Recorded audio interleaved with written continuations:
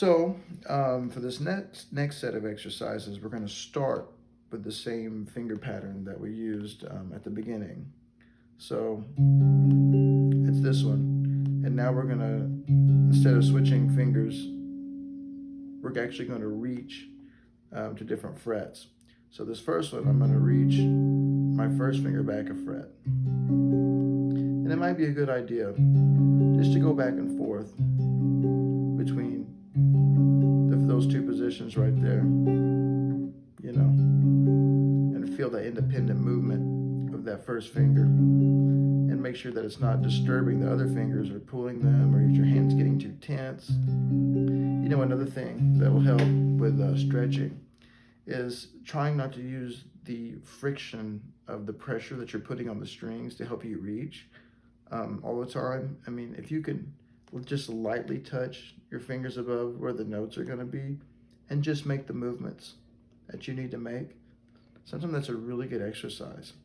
Learn to control the finger movement without the fingers being down. It's really good for your finger independence and your positioning. And then add the pressure. Things will feel much easier. So once you reach the first finger back, now you can travel the second finger back to where you have a gap in between your second and third finger. And you want to practice that until it feels a little more comfortable. If ever you feel that your hand is stretching too much, or you're getting tired, or you get real shaky, just take a break. You can always come back later. It's not a competition you can play the fastest, for sure.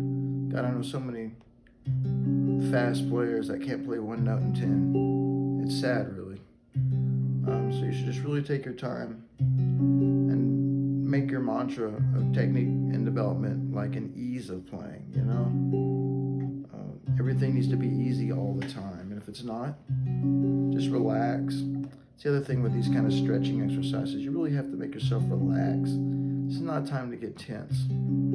It's a time to find the one muscle that you need to move a finger and let the other fingers really settle in and be completely relaxed as they can be. So the next one is I'm going to travel a third finger to the second finger, and back and forth, and develop that a little bit.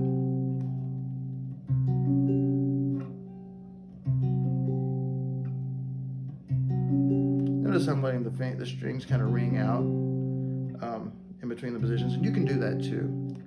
It helps you listen for tension in the playing. If you hear the notes bending at all, you need to reevaluate your position. And then finally, you want to bring the pinky in.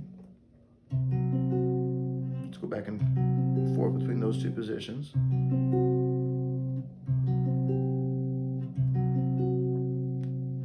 And so when you get done with one area, give yourself a little break. Maybe stretch your hand out like this and bend it up and down. I try not to force my stretches with another hand like this. I don't really think it's a good idea. I just kind of let my hand naturally, stretch out. Do some wrist curls, those are good. Maybe work on your elbow and your shoulder a little bit. And then when you feel relaxed and ready to go again, you start off where you were, and you're a fret lower than you started. So now the first finger's on the 8th fret, going to the 7th fret. And you just want to work it the same way. And now everything's a little harder.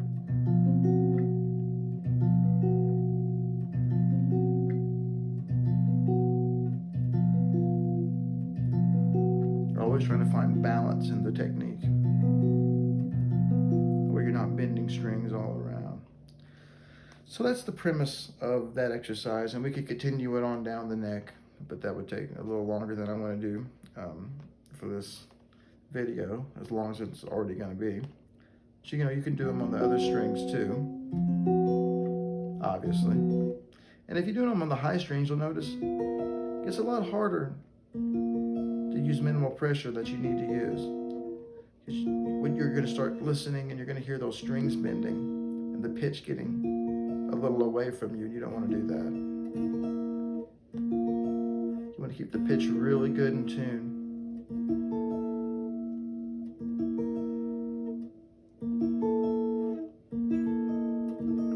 And don't be afraid to practice these in higher positions too. If you get tired and still want to work on them, they're not as hard, but it's good to get the feel of these other positions up on high on the guitar as well. So in addition to starting from that exercise from this initial first position, we can do that entire exercise with like the second position of the first round of things that we did. And if you do it, it's going to change the entire feel. Actually, I think it's a little easier in this position. The movement's a little tough, but the third finger feels a little easier to move. Maybe you try it from this position, the third. This one is a bit tougher on the third finger, I feel like. Oh, that's a nice chord.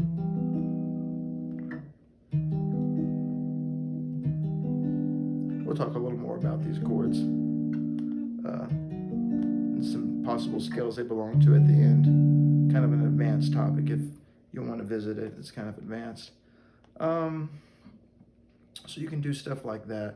Now, if for you really crazy people that really want to work on stretching, there's one sequence that you can use that'll put you left with a fret between each finger.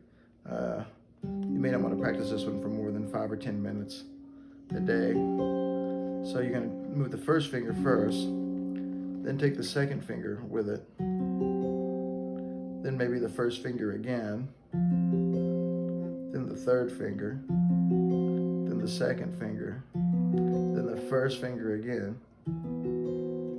That leaves you with a stretch between each finger. And at this point, I just want to note that my thumb is not on the back of the neck at all. I've completely taken it off. Watch your wrist, make sure it doesn't bend too much. Have the guitar in a good position, that will help that. Maybe some attention to where your elbow is and how it's setting up the ankle of your arm to this side of the fretboard. All good things to look at in these exercises. And if anything hurts, reevaluate what you're doing and maybe look at yourself in a mirror and see if there's a way that you can do it in an easier kind of way.